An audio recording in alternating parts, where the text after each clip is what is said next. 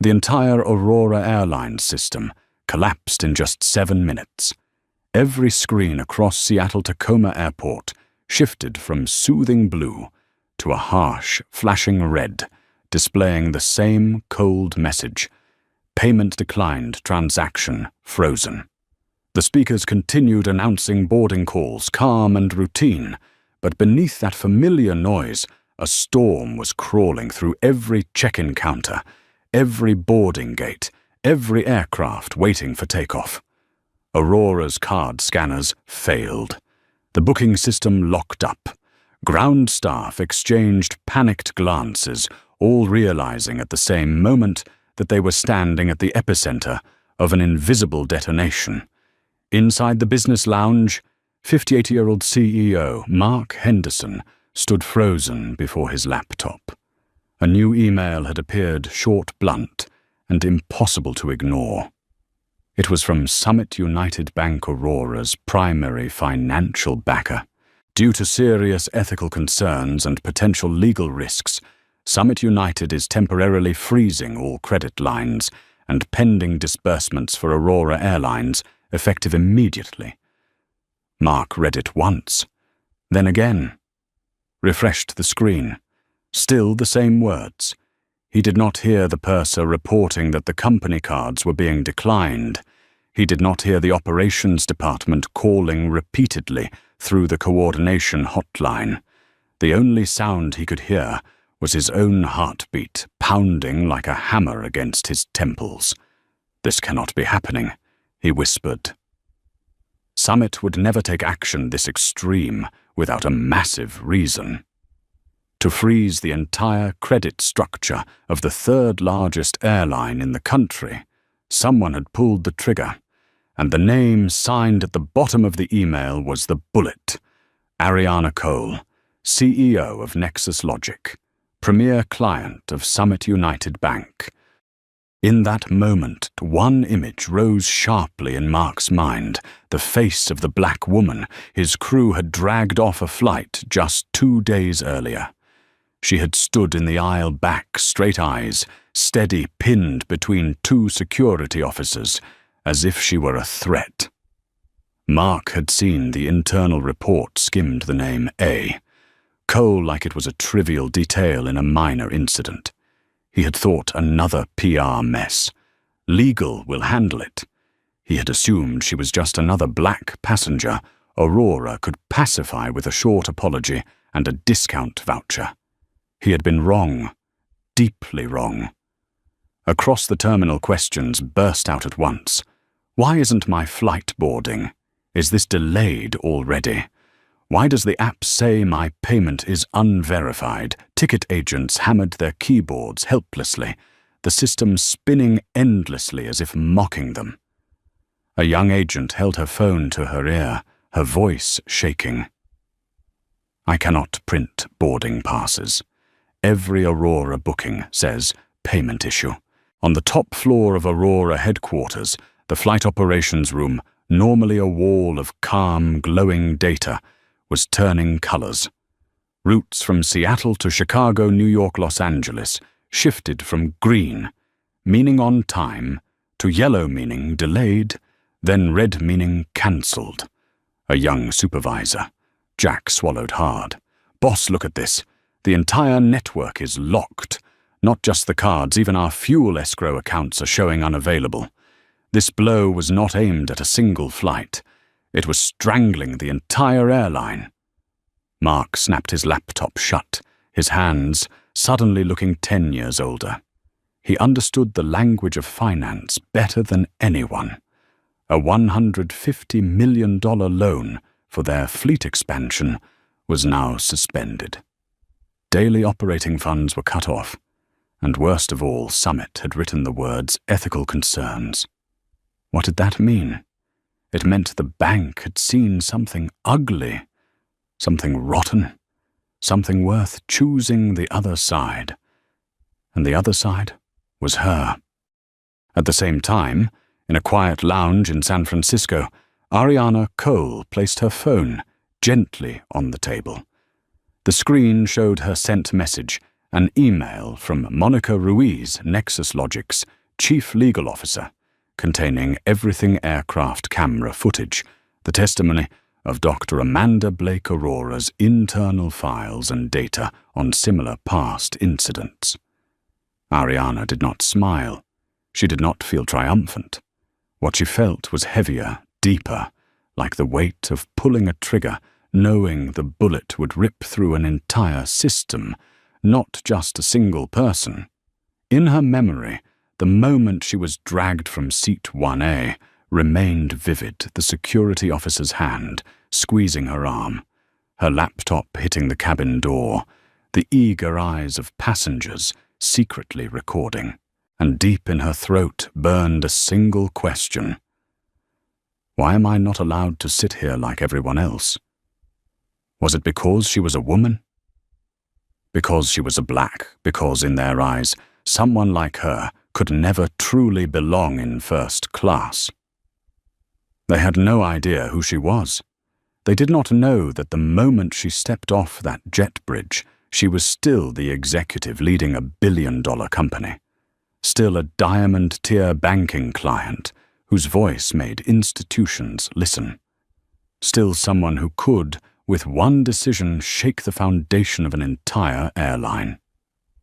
They saw a black woman in simple business clothes, no showy logos, no entourage, no assistant pulling her luggage. They thought she was the easiest one to push aside. They never imagined they were ejecting the one person who could destroy Aurora with a single choice. Back in Seattle, Mark's phone vibrated non-stop. Missed calls from the head of legal, the chairman of the board, Summit United's representative, and an unknown number from San Francisco. That number, more than anyone else, he knew he should answer. But he did not. Not because he was busy, but because in a rare moment for a CEO he hesitated. Behind the glass door, the executive meeting room was packed. On the screen, a business reporter was discussing a serious discrimination allegation involving a major airline headquartered in Seattle. A blurred image of Oriana being escorted by security flashed behind her. Mark remembered the internal report he had received 2 days earlier. Flight manager Tom Sanders had written, "Passenger A." Cole refused to comply with crew instructions, posing a safety concern. Handled per protocol. One line. Mark had believed it. He forwarded it to legal with one note: handle it quietly. He asked no questions. He did not request the footage. He did not ask who A. Cole was what she did, whether she had any history with the airline. He had thought, as he had always thought, for 30 years. Just another passenger. At worst, a small news story that will fade. Not this time. If you are watching this story, ask yourself, if one day you stood at an aircraft door, being dragged out in front of dozens of strangers because you did not look like someone who belonged in first class, what would you do? Would you stay silent, telling yourself to let it go because you had work to do? Or would you stand up and fight? Not just to reclaim your seat, but to strike back at the entire system that labeled you as second class. Comment below 1. If you believe you would fight to the end. 2, if you believe you would stay silent to protect your safety and your career. And if you have ever witnessed or experienced injustice as tap, like not for the algorithm but to say, I see it. I remember. I do not consider it a small thing. Because for Oriana it was no longer small. It was the line between a life of silence and a battle that could reshape the airline industry. That afternoon, before the sun dipped behind Elliott Bay, Aurora Airlines released an official statement about a technical issue causing widespread delays and cancellations. The press release was polished and spotless, with no mention of discrimination.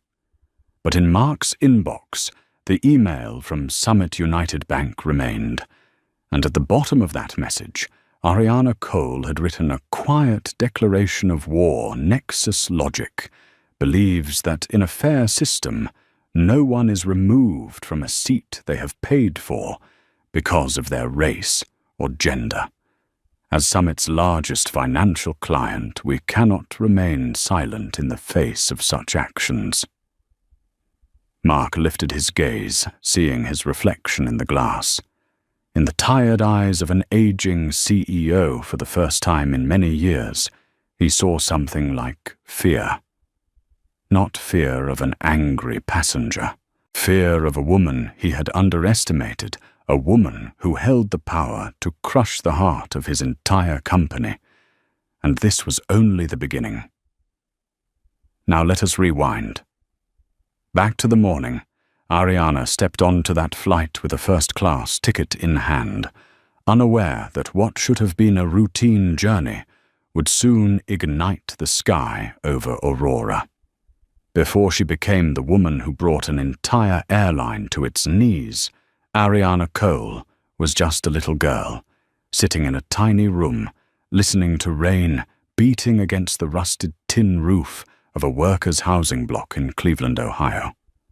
Every night, her mother, Linda Cole, a high school math teacher, returned home close to 10, her shoulders exhausted, but her smile held together for her daughter.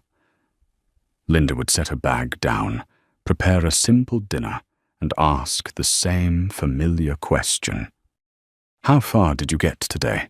Anna and Ariana, only 12, but already carrying a sharp, brilliant light in her eyes, would point to the discarded old computer their neighbor had thrown out. I think I can make it run faster. It isn't broken, it's just been forgotten. One sentence, but Linda understood. Her daughter was not just smart. She refused to accept the limits the world placed on her. Ariana grew up in a home overflowing with love, but starved of resources. Tuition clothes, textbooks. Everything was a puzzle Linda solved while juggling 3 jobs, teaching by day, tutoring at night, and working at a small grocery store every weekend. Ariana learned to take care of herself, from cooking to fixing electrical outlets and fans, but there was only one thing she loved so fiercely that she forgot to eat or sleep computers. By 13, she could take apart a CPU, clean every component, upgrade its RAM, and optimize the operating system. At 14, she wrote clumsy little programs that kept breaking, but she kept trying. At 16, she created software that helped her school store student grades and sync with the printer, leaving the entire administrative office stunned. But talent didn't shield Ariana from prejudice. You're sure this class is the right level for you? The words of the lab instructor still cut into her memory like a blade. That day, she had signed up for the advanced programming course, a classroom filled with boys, white teenagers in hoodies talking about games and CPUs like it was their native language, and her a black girl in an old jacket clutching a notebook full of handwritten code. The instructor looked at the roster, then at Ariana and frowned. We don't want you to fall behind. You should choose the basic class instead. Ariana stood still. She didn't cry. She didn't protest. But something inside her tightened, painful and cold. They didn't care what she could do. They only cared about the color of her skin. Her mother's words echoed that night as she lay awake. Linda had once told her, "The world is unfair. But you rise not to prove yourself to them, but to open the path for the girls who come after you." The next day, Ariana returned to the advanced class, and on the first exam she scored a perfect mark, something no one else, not even the instructor, achieved. The looks in the room changed, but Ariana never forgot the first look. By senior year, Ariana applied to Stanford, a school she once believed only rich kids could enter. The acceptance letter and full scholarship arrived on a light, snowy afternoon. Linda wrapped her daughter in her arms and cried like a child. "You did it. You really did it." Ariana left Cleveland carrying her mother's dreams and the invisible scars left by years of discrimination. But Stanford, with all its prestige, was not much different. At her first career fair, Ariana stood among towering booths of tech giants, her resume flawless and polished through months of late-night study. Her heart sank as she watched recruiters beam at the white male students ahead of her, shaking their hands and accepting their resumes like welcoming future engineers. But when it was Ariana's turn, the smiles faded.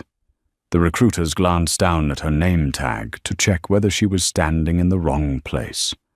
One whispered, just loud enough for her to hear, "We are looking for candidates with the right background." Background. She had written software since she was 13, built systems from nothing, earned a full scholarship in Stanford's top 1%. Yet in their eyes, everything reduced to a single factor: her race. Ariana could have kept searching for acceptance from others. Instead, she created her own. At 26, in a cramped studio apartment no larger than a conference room, Ariana founded Nexus Logic with 2 part-time programmers. They worked nearly 20 hours a day. They couldn't afford an office. They had no advisors. No one believed they would survive 3 months. But they had something Ariana never lost: resilience. The first year, they sold cybersecurity software to 2 small companies. The second year, 3 major clients approached them. The third year, Nexus Logic secured a $1 million contract with an international telecom corporation. The fourth year, a Series C investment pushed the company to a valuation of $4.1 billion. Ariana appeared on Forbes with the title, "The youngest black female CEO to lead a unicorn company." She smiled during the interview, but deep down, victory did not erase her old wounds. It only made her understand more clearly her success would always be demanded twice as much and recognized half as often. And that was why she stayed humble, never flaunting wealth or power. She carried only one lesson: people dismiss a black woman's worth easily until the day they are forced to confront the truth. On the morning when sunlight spilled over Austin 3 days before the fateful flight, Ariana stood before the glass windows on the 28th floor of Nexus Logic headquarters. She was preparing for the most important deal of her career, one that would expand her cybersecurity platform into Africa and Southeast Asia. Ethan walked in and handed her the prep file for her trip. Ariana nodded with a quiet smile. She did not know that only days later, that very flight, that moment, she stepped into the first-class cabin. That judgmental glance from a stranger in uniform would ignite a confrontation that would change not only her life, but the entire American aviation industry.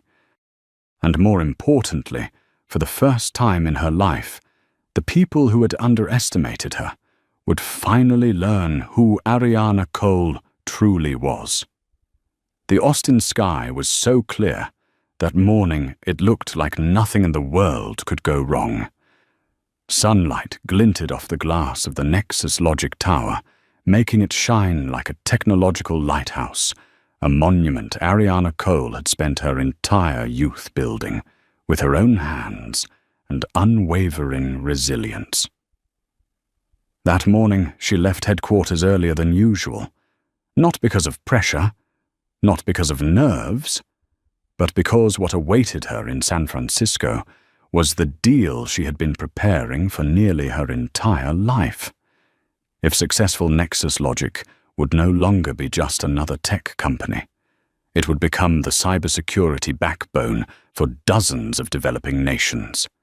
At the parking garage, Ethan Gray, her assistant, waited with a mixture of excitement and pride in his eyes.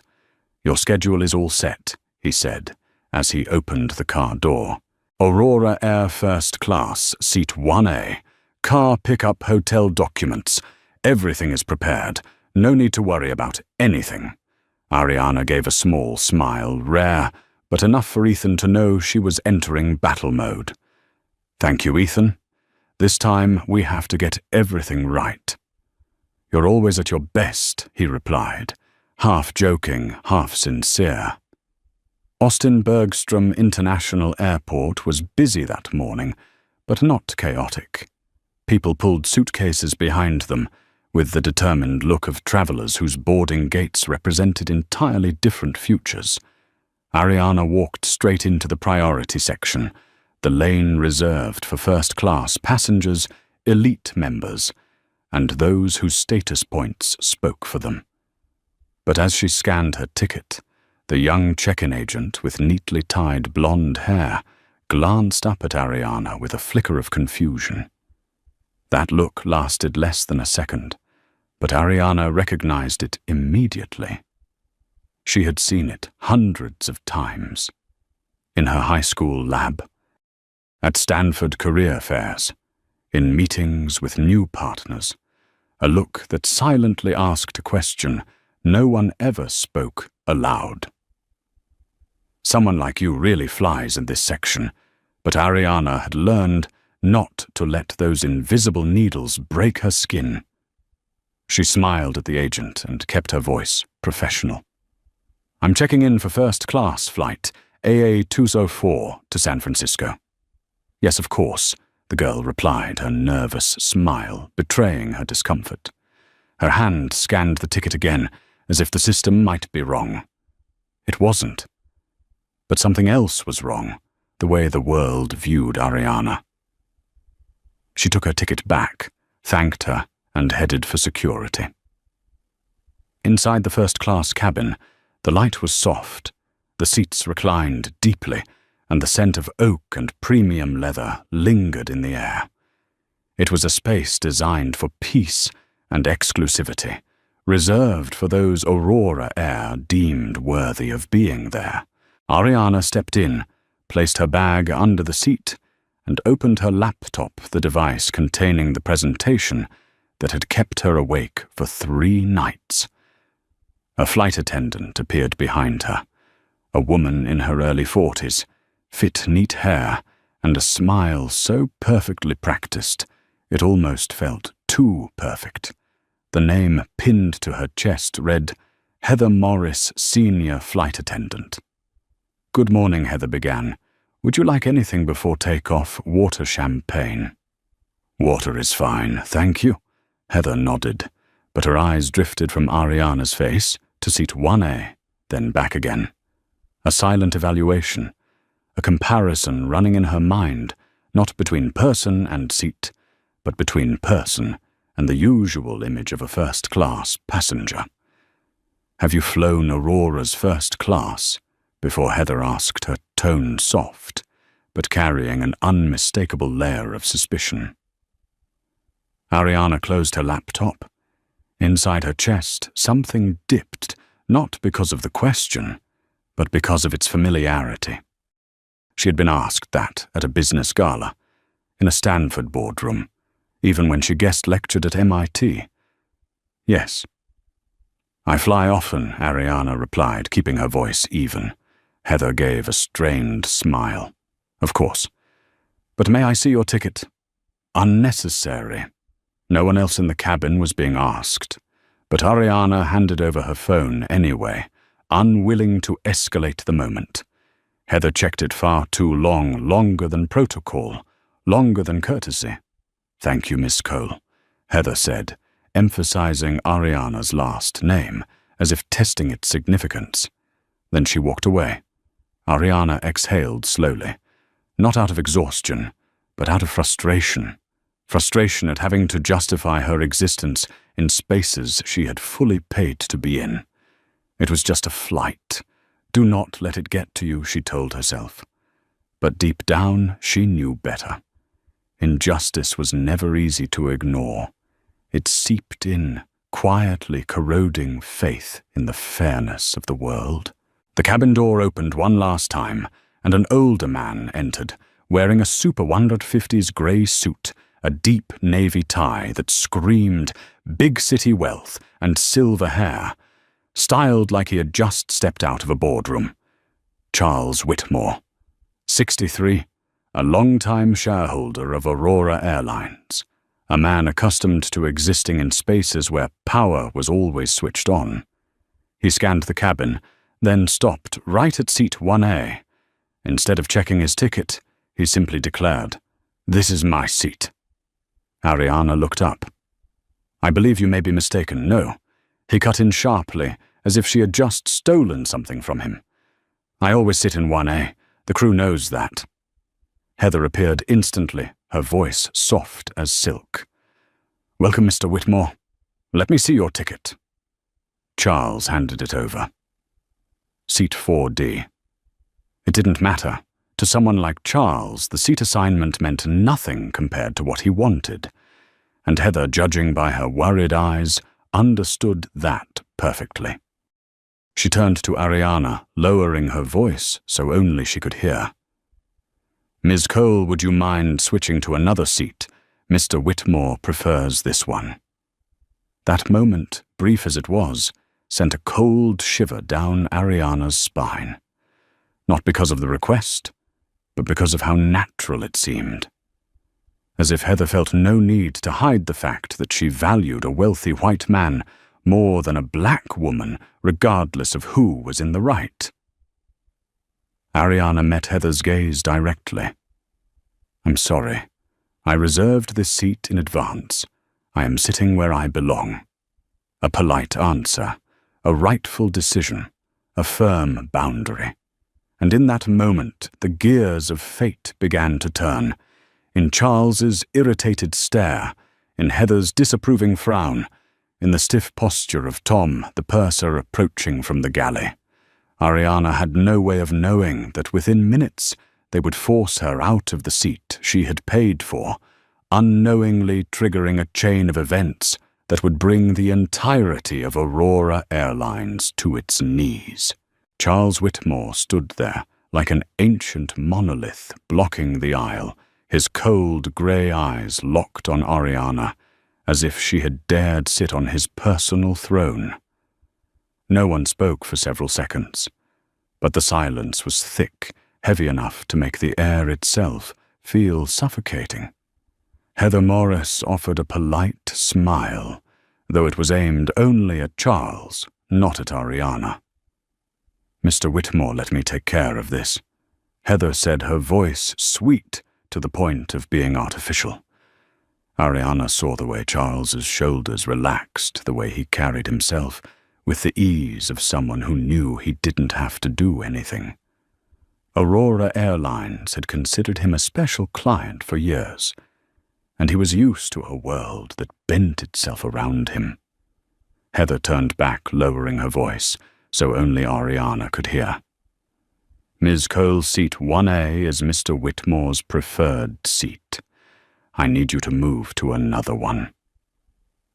Ariana inhaled slowly, not out of anger but exhaustion. Exhaustion from seeing this happen to her far more times than anyone could imagine. "No," Ariana said. "I reserved this seat. I need the space for an important presentation." Heather blinked, her smile vanishing entirely. "You can take seat 3C, Heather said. "It is also first class. There's not much difference."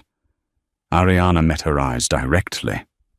"Seat 3C is not the seat I paid for." A few passengers nearby glanced over, then immediately looked down at their phones, pretending not to notice what was unfolding.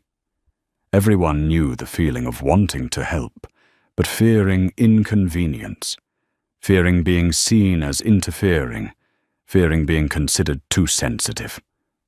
A white woman in seat 2B looked at Ariana with an expression that was both sympathetic and quietly judgmental, as if Ariana were making a scene.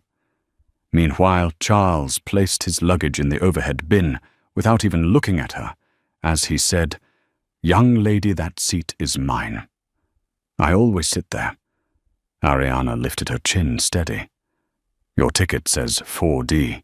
Charles let out a dry laugh, brittle as crumpled paper. "There are people who will never understand that certain seats are meant for those who deserve them. Everyone knows I sit here every week." Ariana said nothing, though her heart tightened painfully, that familiar echo of every lab room, every career fair, every boardroom where someone doubted her. Not because she lacked ability, but because they did not want to believe someone like her belonged in that position. Heather immediately went to call the purser. Moments later, Tom Sanders appeared, a man in his 40s with broad shoulders and sharp, chilly eyes. His voice was low and heavy with manufactured authority. "What seems to be the issue?" Heather answered quickly. "She's refusing to give up the seat for Mr. Whitmore." Tom looked at Ariana with the kind of gaze meant to find fault, then said Miss Cole to keep this flight running smoothly. "I need you to move to another seat." Ariana raised her head. "I reserved this seat. I'm not in the wrong." Tom changed tone sharper now. "This is a request, and you should cooperate." Ariana felt the stares around her. Someone sighed. Someone looked away. Someone clicked their tongue as if she were the inconvenience. She understood exactly what was happening.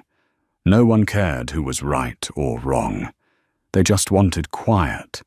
They wanted the first-class cabin to return to its old order, the order where people like Charles carried all the privilege, and people like Ariana were expected to stay in their place.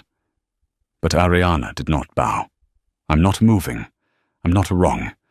And you are prioritizing him only because he is." Tom cut her off, his voice icy. "You are becoming uncooperative. I do not want to call security." Heather's eyes brightened with satisfaction at his threat, as if Oriana was finally being pushed back into the position she believed Ariana belonged in. Ariana looked at them, at the purser, the senior attendant, the privileged passenger, and felt a slow, simmering anger rise. She did not yell. She did not tremble. She did not step back. "You are threatening me with security because I am sitting in the seat I paid for." Tom leaned closer, his voice dropping. "You are disrupting the flight. This is your final chance to cooperate."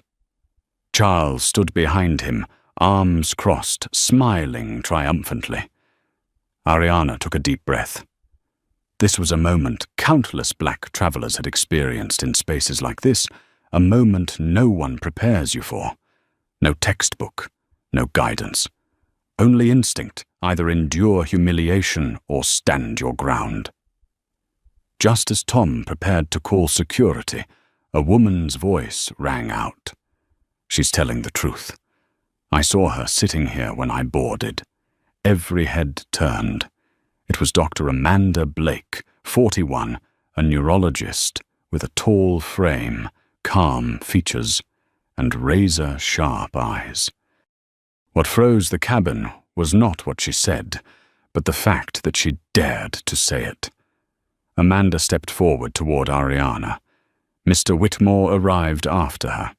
She is not in the wrong. The crew needs to follow protocol, not a VIP's preference." Heather's expression tightened. "Ma'am, please return to your seat." Amanda did not move. "No, I will be a witness if necessary." Tom paused, clearly not expecting a passenger to intervene. But instead of checking right from wrong, he chose the path he always took. "Dr. Blake, this is an internal matter." "Please sit down." Amanda met his gaze without flinching. "And I'm telling you that your internal matter is violating your own anti-discrimination policy." The air seemed to freeze. Ariana thanked Amanda with her eyes a quiet gratitude, because she rarely received protection from strangers in moments like this. But the harsh truth was simple. Tom did not listen. Heather did not listen. And Charles certainly did not listen. Tom pressed the call button. Crew requesting assistance. Passenger refusing to comply. Ariana felt her heart jolt painfully. Not from fear, from the familiar sting of injustice. In first class, no one had to say she's black. Their actions already had. 2 minutes later, 2 security officers stepped into the cabin, eyes blank in the way of people who saw themselves only as following orders. Who is Ariana Cole? Ariana stood. I am. Tom pointed directly at her, as if pointing to an object causing trouble. This passenger is refusing crew instructions. Please remove her from the aircraft. Ariana froze for a beat, not out of fear, but at the sheer audacity of the lie. She spoke clearly, every word sharp. I did nothing wrong.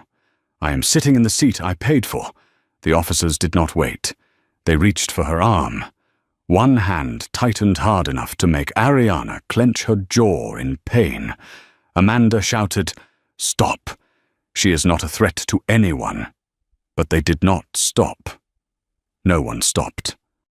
And the moment they dragged Ariana out of the first-class cabin, she knew her life had just crossed into a new chapter. Not because she was humiliated, but because they had chosen the worst possible person to underestimate. They pulled Ariana away, as if she were a threat rather than a paying passenger, being stripped of the seat she rightfully owned. The heavy footsteps of the security officers thudded against the carpeted floor of the first-class cabin, each impact echoing through the uneasy silence like a hammer-striking stone. Ariana didn't struggle. She didn't plead. She didn't say more than necessary. That calmness in a moment, cut so deeply into her dignity, made a few passengers shift uncomfortably, as if they were witnessing something far beyond their understanding. But most simply turned away. Because people always say they support fairness until fairness inconveniences them. As soon as Ariana was escorted out of the cabin, Heather bent down to help Charles secure his luggage, her voice dripping with flattery.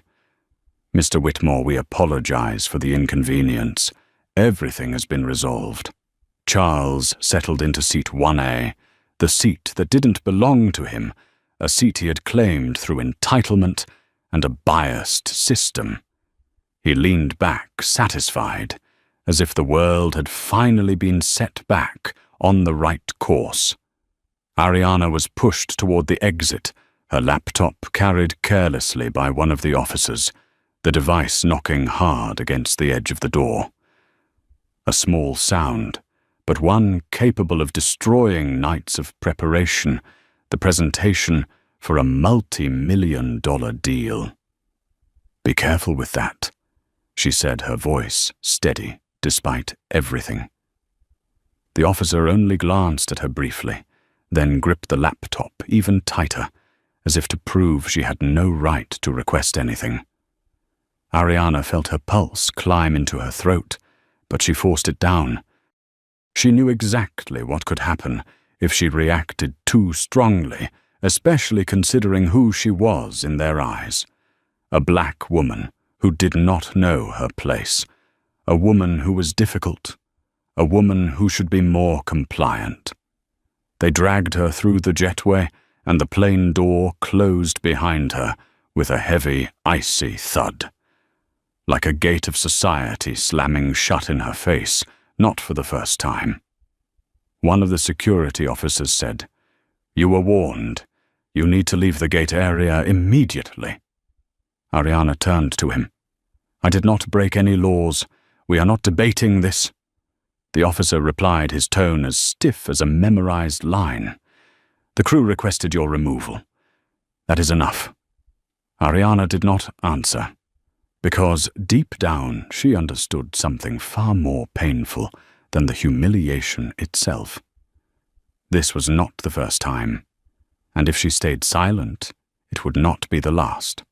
As she stepped into the terminal, dozens of eyes turned toward her, curious, indifferent, occasionally judgmental.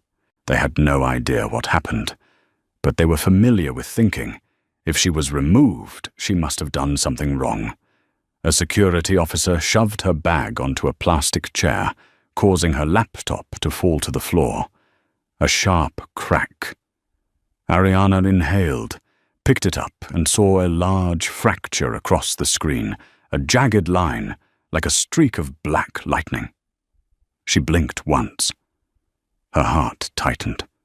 Not because of the damage, but because in that moment she realized they had just fractured something far deeper the work she had poured herself into. No, not an accident. Contempt was its own form of violence. Ariana opened her phone, her fingers slightly trembling, though her voice was not. Ethan. His voice came through within seconds, frantic. Ariana, you're at the gate, right? Why hasn't the flight Ariana cut him off? Her voice was low, steady, sharp as a blade. They just threw me off the plane. Ethan fell silent. A stunned void filled the line. What they wanted me to give up my seat for an older, white male passenger. When I didn't, they called security. That is absolutely unacceptable. They have no idea who you are. Ariana closed her eyes. Ethan, it doesn't matter who they think I am. What matters is what they assumed I was. When she opened her eyes, there was a cold, focused light burning in them. Call Monica, right now. Before Ethan could reply, a woman's voice called out. Ms. Cole. Ariana turned. It was Dr. Amanda Blake, the woman who had stood up for her in the first-class cabin. Amanda hurried over, slightly out of breath. I am so sorry, she said, her eyes burning with indignation. I wish I could have done more. I will testify. I will be a witness. What they did was absolutely discriminatory. Ariana could not find the words. She simply nodded a simple gesture, carrying more gratitude than she had given most strangers in her life. Amanda continued. They treated you like you were a threat. I saw it. I heard it. I will sign whatever statements are needed.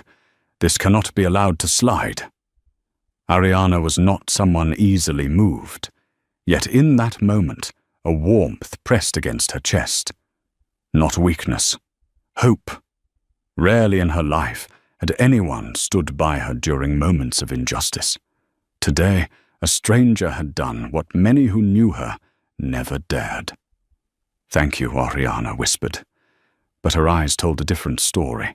They were sharp as blades, and beneath her calm exterior, a storm was beginning to form. When Amanda walked away, Ariana stood alone before the glass wall of the terminal. Watching the plane, she had been forced off taxi toward the runway. Sunlight glinted across the fuselage of the Aurora Air jet, heading to San Francisco, the city where she was supposed to be in just a few hours. She saw her reflection in the glass, a black woman standing still in the middle of a bustling airport, a cracked laptop in her hands, and eyes unnervingly calm. But everyone knows calm never means surrender. Ariana Cole had been underestimated more times than she could count. So many times she thought she had grown numb to it. But today something awakened. A voice deep inside her, powerful as a roar of fire. Not this time. Not ever again. Ariana turned sharply, walking with purpose toward the information counter. Call Monica. Call Summit Bank. Call the Nexus Logic Board. She knew exactly what needed to be done, and the world was about to learn who she was. The Austin Airport lounge was usually calm, but today, the moment Ariana stepped inside, It felt as if the room tightened around an invisible current, a current radiating from her. She sat at a table, her laptop in front of her, like an injured witness. The cracked screen fractured the light into thin streaks of lightning, beautiful yet dangerous, mirroring her mood perfectly. Her phone vibrated. One name flashed on the screen, Monica Ruiz. Ariana answered. "Talk to me." Monica began, her voice stripped of comfort and pretense, carrying only the sharp precision of a lawyer who had dismantled dozens of corporate adversaries. Ethan filled me in. "I need every detail," Ariana told her. She left nothing out, the suspicious glance, Charles's mocking laugh, the tight grip of security, the hollow crack of her laptop screen splitting. Monica did not interrupt, not once. She listened and absorbed every word with the focus of a predator, tracking prey in the dark. When Ariana finished, Monica exhaled the single breath, revealing how truly furious she was. They committed 4 major violations, Monica said. Racial discrimination, breach of carrier contract, physical misconduct, and destruction of your property. She paused. Then her voice dropped deep and final. And they chose the wrong person. Within 5 minutes, Monica had launched an emergency video call with 3 senior members of Nexus Logic's legal division. Ariana watched their faces appear on the screen, each one wearing the expression of someone handling a national-level cyber attack. Monica wasted no time. "This is not a minor incident," she said. "This is a pattern." I did a quick search. Over the past 3 years, Aurora Airlines has settled at least 12 discrimination complaints, all buried under NDAs. A young attorney looked up from a stack of files. Aurora's CEO has been giving special protection to certain VIP clients, including a Mr. Charles Whitmore. Ariana did not flinch, but her chest tightened. The pieces began falling into place. Heather was not just biased. Tom was not just overstepping authority. Security was not just following procedure. This was a system built to protect the powerful and discard those who weren't deemed worthy. The meeting shifted to strategy. Monica commanded the room like a general. 1, I want a formal preservation notice for all video footage from the jet bridge cameras, cabin cameras, and crew audio recordings. 2, reach out to the witness, Dr. Amanda Blake. I want her information within 24 hours. 3, pull every past Aurora case.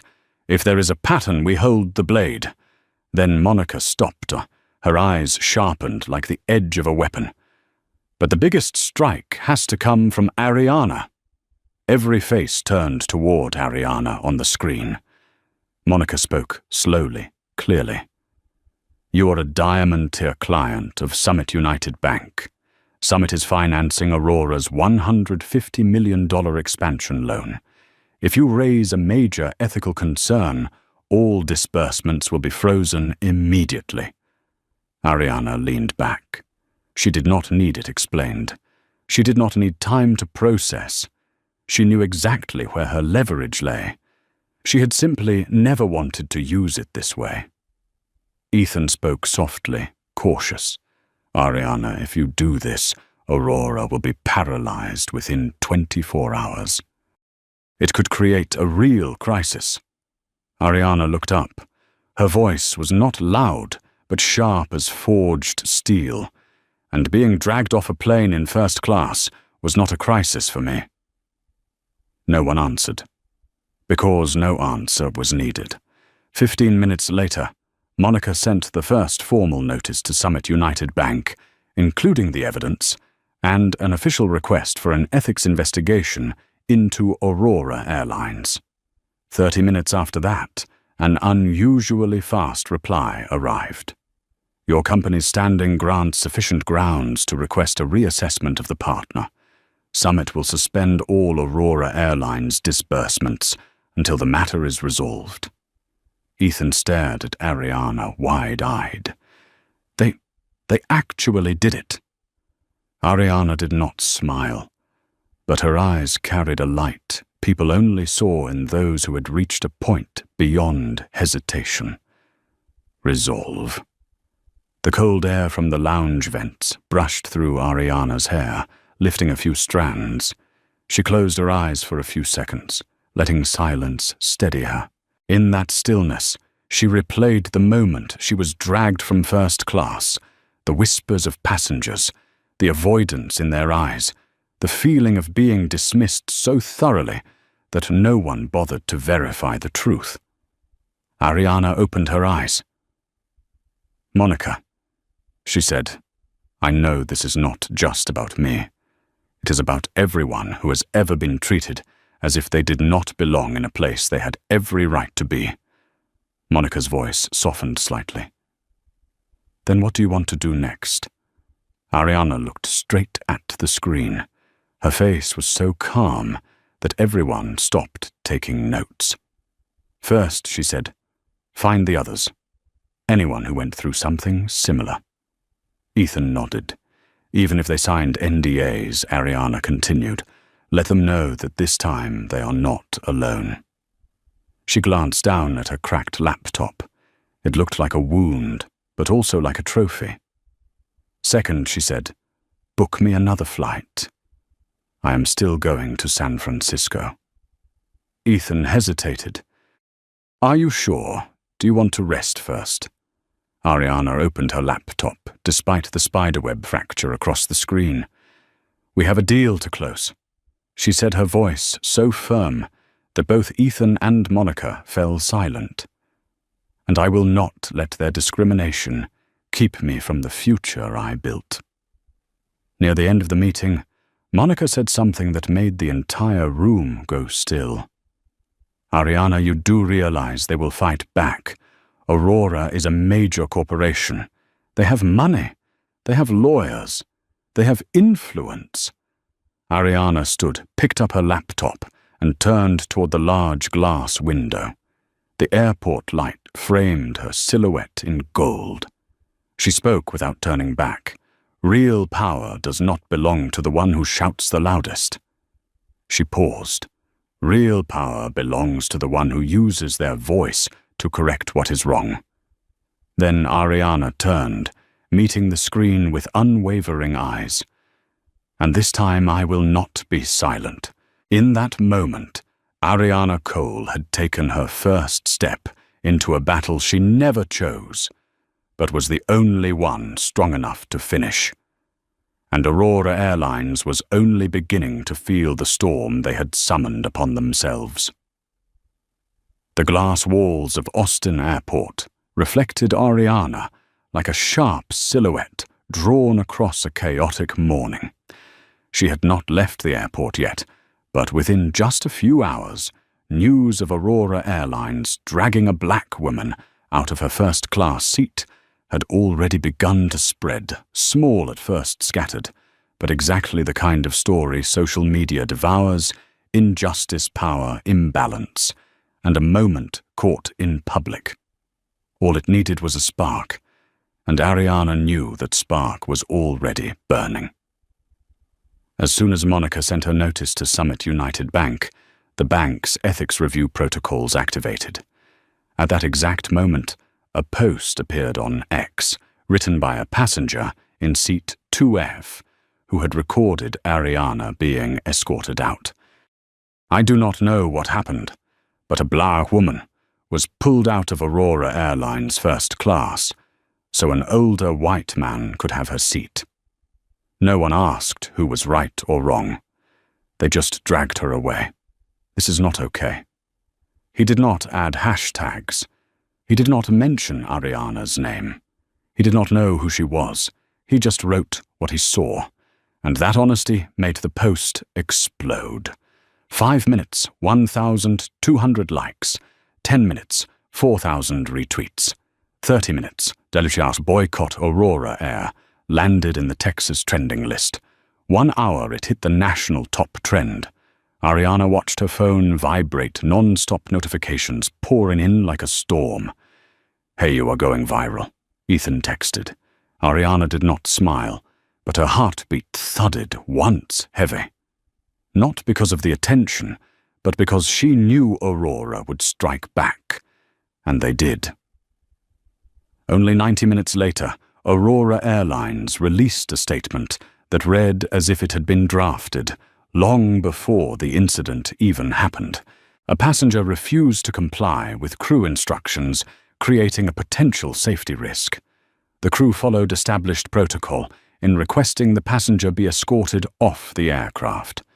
No name, no description, no evidence. But the wording was crafted for one purpose: to activate an old, poisonous instinct. Without realizing it, people imagine a disruptive passenger, and they picture someone who looks like Ariana, not Charles. The tactic was old, cruel, and painfully familiar. Monica read the statement and let out a short, humorless laugh. They want a media war. Good. I like opponents who choose the battlefield. While Aurora scrambled to distort the narrative, Monica and the legal team completed 3 counterstrikes. 1A preservation request for all cabin camera footage and Aurora's internal logs. 2A petition for a court order to protect evidence. 3A notice to the airport demanding that jetway and gate camera files be secured. Airlines often lose cabin footage when trouble arises. Monica knew this, and she denied them the chance. Meanwhile, Ethan tracked down Dr. Amanda Blake. It took him less than 20 minutes to find her email through public medical records. A message was sent immediately. "Thank you for speaking up. We would like to invite you to serve as a witness if you are willing." 3 minutes later, Amanda replied, "I am willing." They treated her like she did not exist. "I will not stay silent." Ariana read the email, her chest tightening. For the first time in over 20 years of battling prejudice, a stranger had voluntarily chosen to stand beside her. As Ariana prepared to board another airline for San Francisco, her phone lit up again, this time with a message from Monica. Ari Summit responded. Ariana stopped walking. She opened the message. After reviewing the ethical concerns raised by Nexus Logic Summit, United Bank will temporarily freeze the $150 million loan for Aurora Airlines. Ariana felt a chill surge down her spine. This was not just a blow. It was a declaration. We believe you more than we believe them. In the corporate world, that was the highest form of trust.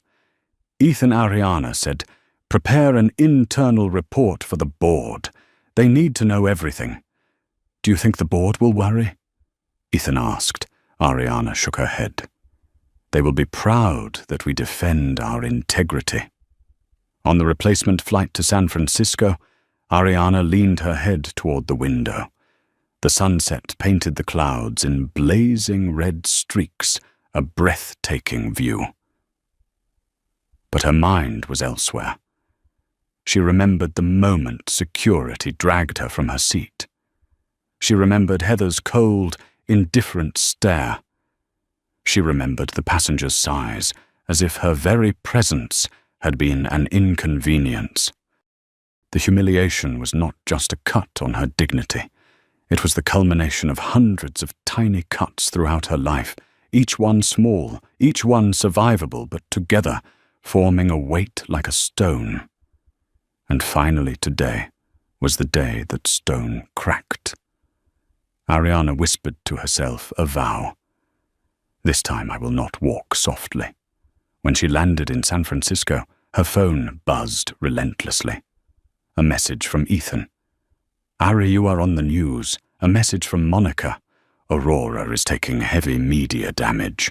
The original post just hit 800,000 likes. A message from the CEO of a partner company. "If you need support, Nexus Logic has allies." Ariana stood in the crowded SFO terminal, but it felt like the world was shifting under her feet, faster, louder, more violently than ever. Then Ethan sent one more message. Aurora Air is trying to identify you for a counterattack. Brace yourself. Ariana lifted her head. In her eyes was a light Ethan had never seen so clearly in all the years he worked beside her.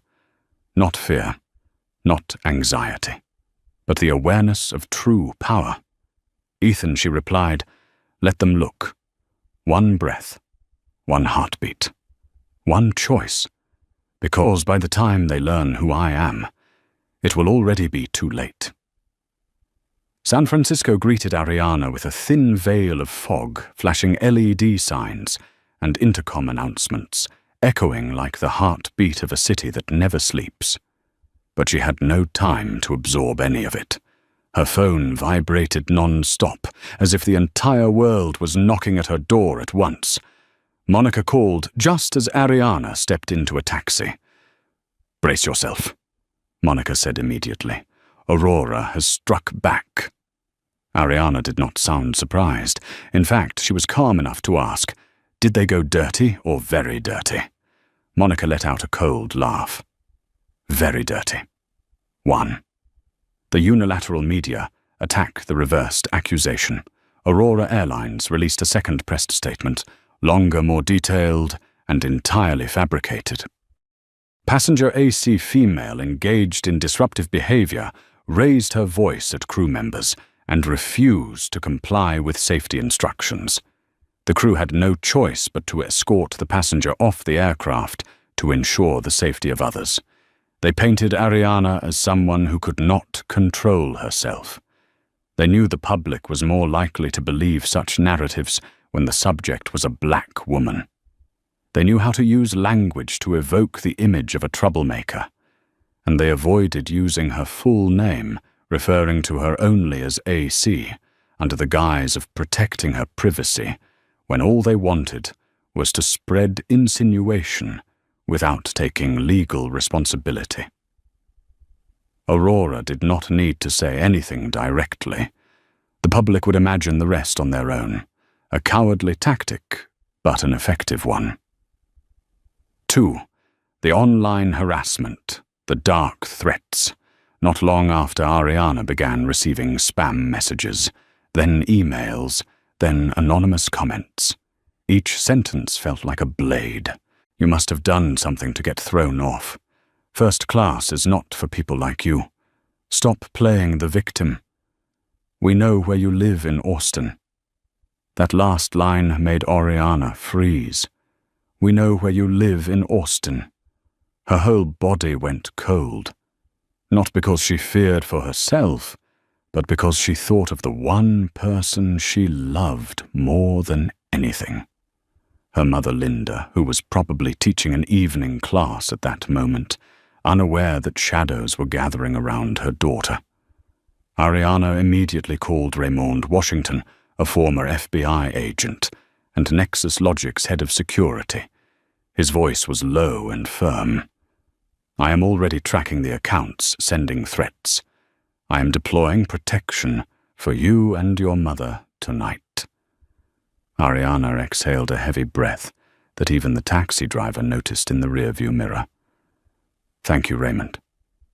This is not about thanks, he said. It is my responsibility. 3. Corporate isolation partners pulling away. That evening when Ariana reached her hotel, Ethan called urgently. Ari, we have a situation. Some Nexus Logic partners are postponing their meetings.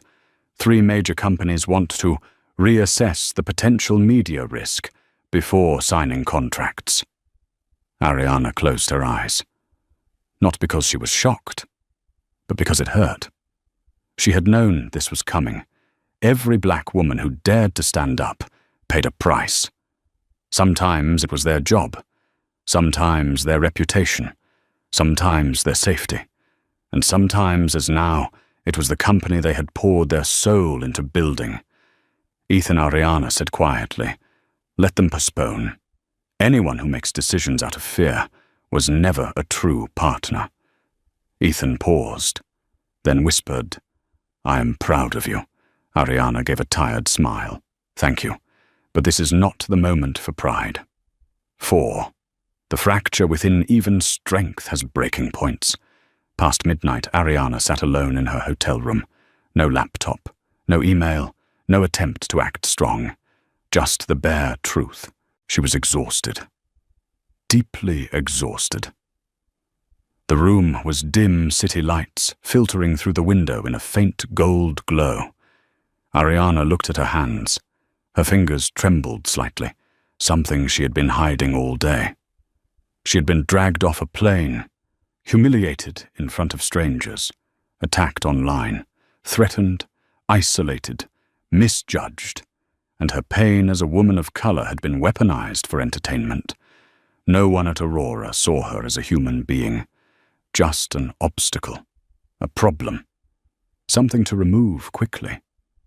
Ariana wondered, was it worth it? Was it worth sacrificing her peace for a battle she did not choose? A single tear fell, just one, but enough to loosen the weight she had carried all day. She reached for her phone, not to call Ethan, not Monica. She called the one person who could anchor her back to the ground, her grandmother, Gloria Ellis. 5. The call that shifted the war. Baby, her grandmother's voice came through warm, slow, familiar. Ariana choked up before she could speak. "Grandma, they are threatening me. They are lying about me. They are trying to break me." The line went quiet for a moment, the kind of silence only someone who had endured decades of racism in America could hold. Then her grandmother spoke. "Ariana, do you think you are the first in our family to be treated unfairly?" Ariana bit her lip, tears shining on her cheeks. Her grandmother continued. "In 1967, I was thrown out of elementary school for protesting segregated classrooms. In 1971, your grandfather was beaten by police for trying to register to vote. Your mother worked 3 jobs not because she wasn't skilled, but because society did not want to pay a black woman fairly." Her voice grew stronger, despite being 86. "But we got back up, every single one of us, every generation." Ariana held her breath. "You're not fighting alone," her grandmother said. "And you know this, the strong one is not the one with privilege. The strong one is the one who dares to say, 'Enough.'" Ariana whispered, "I am just afraid things will get worse." Her grandmother chuckled softly. "Child, sometimes things must get worse so they can finally get better." In that moment, Ariana's heavy heart seemed to pause, then beat with new force.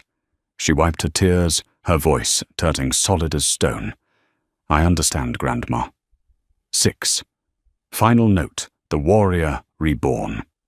After the call, Ariana sat on the edge of the bed, her back straight, her gaze no longer clouded. She was no longer trembling, no longer doubting, no longer afraid. Instead, she felt a different version of herself, rising stronger, bolder, unshakable. Her phone lit up. A message from Monica. "Civil rights groups are reaching out. They want to join us." A message from Ethan. "Ari, the narrative is shifting. You need to see this."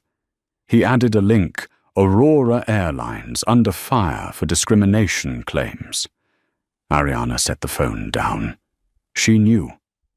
Tomorrow Aurora would face something they never expected. Not an angry passenger. Not a single lawsuit. But a wave they had created themselves, a wave they could not stop.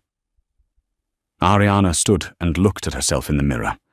A black woman, slender hair tied in a neat bun. But the eyes staring back at her were no longer the eyes of someone humiliated on an airplane. They were the eyes of a warrior.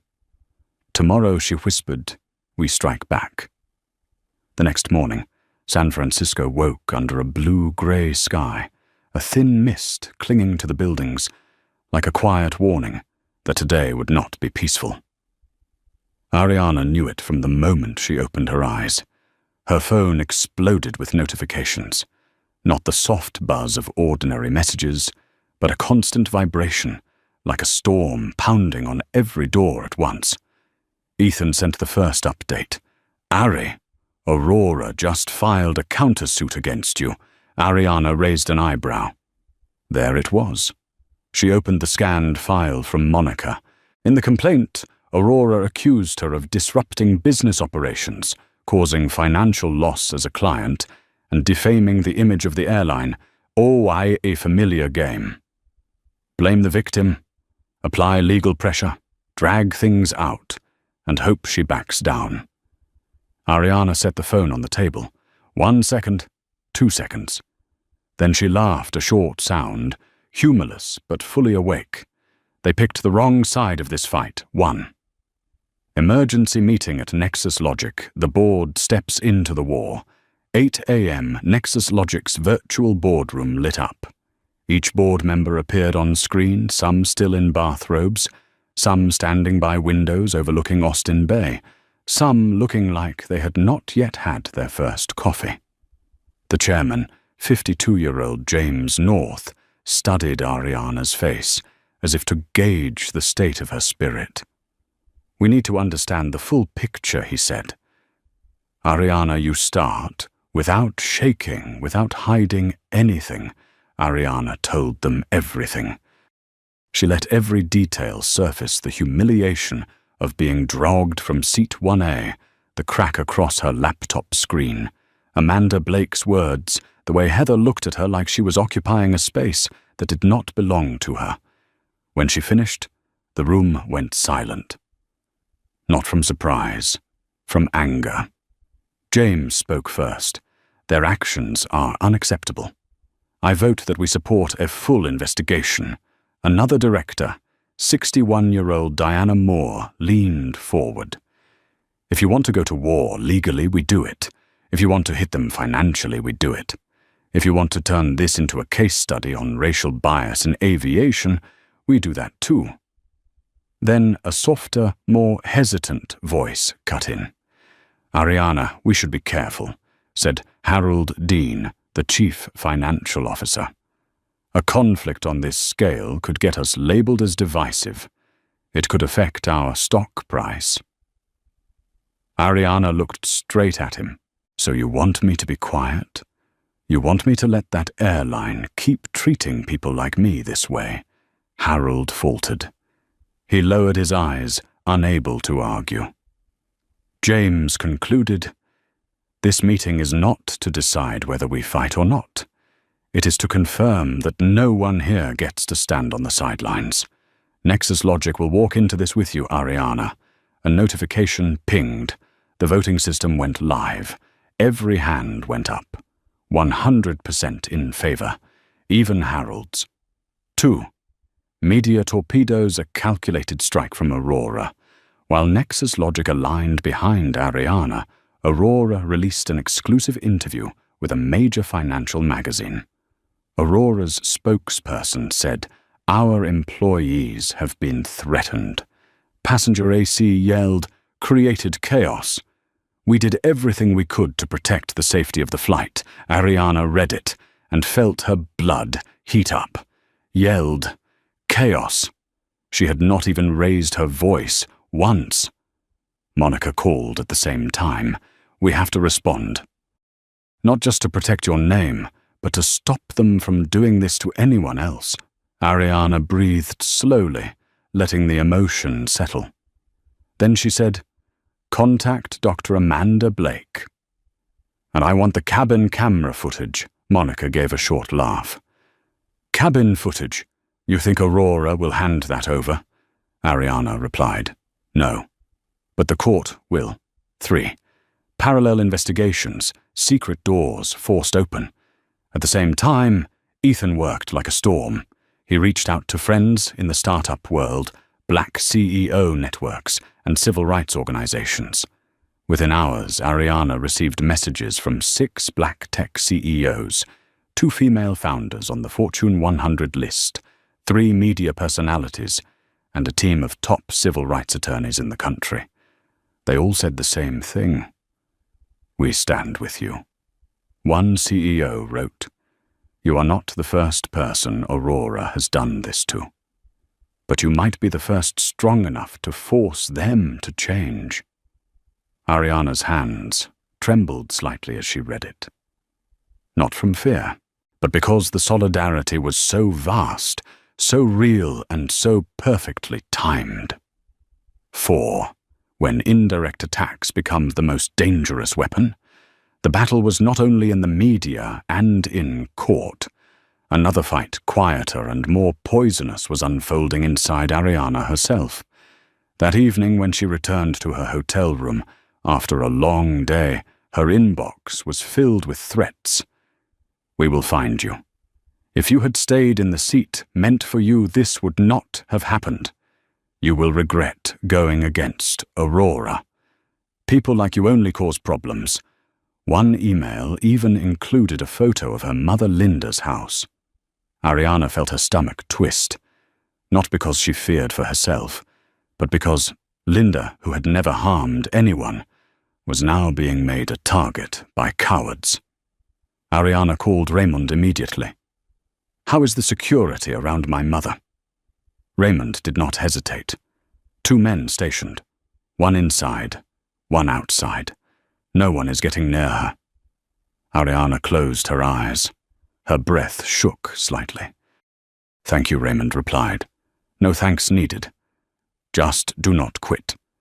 They are doing this to scare you. If you are scared, they win." Ariana opened her eyes. In them, fear was already turning into something else, fuel. 5. The decisive call, the voice that shifted the path of the war. 11:42 p.m., Ariana's phone rang. Unknown number, Seattle area code. Ariana answered, her tone cold. "Who is this?" A deep voice came through, strained, exhausted, like someone standing at the edge of a cliff. "Ariana Cole. This is Mark Henderson, CEO of Aurora Airlines." Ariana straightened. Mark continued trying to sound composed, but panic seeped into every word. "I believe there have been some misunderstandings. I would like to speak with you directly." Ariana did not respond immediately. She let the silence stretch a few extra seconds, the silence of someone who held the advantage. Then she spoke, clear and steady. "No, Mark. This is not a misunderstanding." She paused. "This is consequence." On the other end, Mark was speechless for a moment, not because he did not understand the word, but because for the first time, someone with real leverage was using it on him. Ariana ended the call with a single line. "If you want to talk, speak to my lawyers." Then she hung up. Ariana set the phone down. In the mirror, the reflection staring back at her was no longer the woman dragged out of first class. No longer the woman whose hands shook reading threats. No longer the woman worried about partners walking away. It was a leader, a symbol, a storm Aurora had no way to stop. She drew a deep breath. Tomorrow Aurora Airlines would finally understand. They had not removed a passenger. They had expelled a revolution. The next morning, San Francisco shone bright under the sun. But for Ariana, it was not a sunrise. It was Judgment Day. Today, Aurora Airlines would be forced to face the truth. Today, a system they believed was untouchable would be dragged into the light. Today, Ariana Cole, the woman they once dismissed as a passenger who did not belong in first class, would force them to listen. And it all began with a video. 1. The truth in the cabin camera, a devastating blow. 8:15 a.m. in Monica Ruiz's office. The head of Nexus Logic's legal division opened an email from the court. Aurora Airlines was ordered to submit the cabin camera footage from the flight where Ariana was removed. Monica opened the file. Ethan and Ariana stood behind her. On the screen was the raw truth. Heather's suspicious voice. "Are you sure this is your seat?" Ariana handed over her ticket, completely calm. Charles Whitmore entered late, did not bother to look at his ticket, and simply said, "I always sit in this seat." The crew ignored the ticket, ignored the protocol, and immediately sided with Charles. No shouting, no disruption, just a black woman stating the truth, and being dragged away like a criminal. But the last part of the footage was the most damning. A passenger in row 3 said, "She was here first." Heather replied, "You need to stay quiet. First class has rules." The room went silent. Ethan muttered, "My God, they just destroyed themselves." Monica smirked slightly. "No, Ariana. You destroyed them." Ariana did not smile. She stared at the screen, her heart heavy as stone. She took no pleasure in watching them exposed. What she felt was pain, because this was not the first time a black woman had been treated as less than, and it would certainly not be the last unless someone broke the cycle. Ariana had chosen to be that someone. 2. National television, the interview that shook the country. That day, Oriana agreed to appear on a major news program, not to beg for sympathy, not to cry, but to ask the right questions. She sat upright in the studio, the lights glinting off her navy blazer, her voice rock steady. The host asked, "Is there anything you would like to say to Aurora Airlines?" Ariana looked straight into the camera. "I am not against a company. I am against a mindset. The belief that some people are more worthy of respect than others." The studio fell silent. Ariana continued, "I do not want compensation. I want structural change. If they think this is just about me, they do not understand how big this problem really is." By the time the show ended, the hashtag #StandWithAriana had passed 5 million tweets. Thousands of people were sharing their own stories of discrimination at airports, in restaurants, in hospitals, at work. Ariana's story was no longer an incident. It had become a movement. 3. Aurora's board falls apart. The CEO loses control. That night, the top-floor boardroom of Aurora's Seattle headquarters was lit up late into the evening. Mark Henderson, the CEO, stood in the center of the room, sweat soaking through the back of his shirt, his hands gripping a stack of reports. The chief financial officer shouted, "The $150 million loan has been frozen. We cannot pay the deposits on 8 new aircraft." The head of legal snapped. 3 investors pulled out in 24 hours. Where did that video come from? Who let it leak? A board member slammed his hand on the table. "You told the press Ariana was disruptive. Then the video shows the opposite. Are you trying to sink this company?" Mark stammered, "I did not know the cabin cameras had captured enough." The chairman of the board stood up. "Mark, you have created the biggest crisis in this company's history. Tonight, we will vote." Mark looked around. Every face was cold. In that moment, he understood. Ariana Cole was about to end his career. 4. The turning point, a call from a whistleblower. 9:47 p.m. Monica's phone vibrated. Unknown number.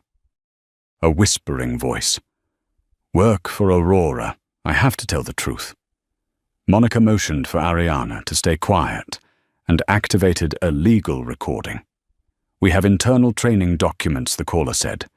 "There is a section that states, in cases of conflict, prioritize long-term VIP customers, high-income clients, or passengers with strong brand image." Ariana cut in. "And what about black passengers?" There was silence, long, still, and heavy. Then the caller said quietly, "The examples in the slides, the ones being prioritized, are all white. The passengers being asked to give up their seats are almost all people of color." Ethan clenched his fist. My God, this system was designed like this. Monica nodded. This is the kind of evidence that can destroy them. The whistleblower finished with a sentence that sent a chill down Oriana's spine. I just want you to know this. You are not the first. You are just the first strong enough to make them listen. Ariana closed her eyes, her heart tightening. That sentence rang in her mind like the bell at the start of a revolution. 5. The historic meeting Aurora walks into. Nexus Logic. 2 days later, Nexus Logic's headquarters in Austin was wrapped in an eerie quiet. No one chatted, no one joked. Everyone understood today was not an ordinary day. A convoy of sleek black cars stopped at the entrance. Mark Henderson stepped out, his face pale, his steps unsteady. He looked as if he had aged 15 years in a single week. Behind him were 3 Aurora board members. They all kept their heads down, avoiding the eyes of Nexus Logic employees watching them through the glass. They no longer carried authority, only consequences. In the conference room, Ariana entered last. Mark shot up to his feet on instinct. "Ariana, I sit down," she said. She did not raise her voice, but her authority froze the entire room. Mark sat like a student, scolded in front of the class. Ariana opened the folder in front of her. Her hand did not tremble. "Here is what I require," she said, her tone calm yet sharp as a blade. 1, a nationwide public apology.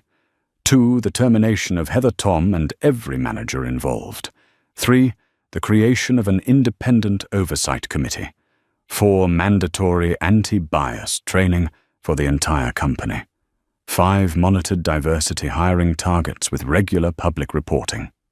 6, a $100 million fund to support passengers who faced discrimination. 7, scholarships for black students pursuing aviation careers. 8, compensation for all past victims whose cases Aurora buried. Mark almost choked. This will bankrupt us." Ariana met his eyes. "No. What bankrupted you was the way you treated your customers." One Aurora executive spoke up weakly. "We agree to all terms."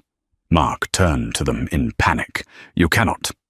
The Aurora chairman cut him off. "Be quiet, Mark. You have done enough damage." He turned back to Oriana. "We accept. All of it." Ariana nodded slightly. "Then sign." They signed. No one objected. And just like that, a multi-billion-dollar airline knelt before a woman they once dismissed. 6. The ending the day Ariana flew again. 1 year later. Ariana stepped into Aurora's first-class cabin, now run by new leadership, new policies, and a new culture. A black flight attendant approached her with a warm, genuine smile. "Ms. Cole, it is an honor to serve you today." Ariana looked around. The crew was more diverse, the atmosphere lighter. No suspicious stares, no prejudice hanging overhead like a low ceiling. Amanda Blake, the doctor who had spoken up that day, was seated in 1C. She smiled at Ariana. "You changed the entire industry." Ariana sat down in seat 1A, the very seat they once tried to take from her. She said quietly, "It was not just me. It was everyone who was ever silenced." The plane took off. Ariana gazed out the window at clouds drifting under golden sunlight. This time the feeling was different. No heaviness, no pain, no anger. Only peace, the peace of someone who fought, who won, and who did the right thing. And as the aircraft climbed higher into the sky, Ariana whispered a line that sounded like she was speaking only to herself. But in truth, it was for everyone following her story. This is only the beginning.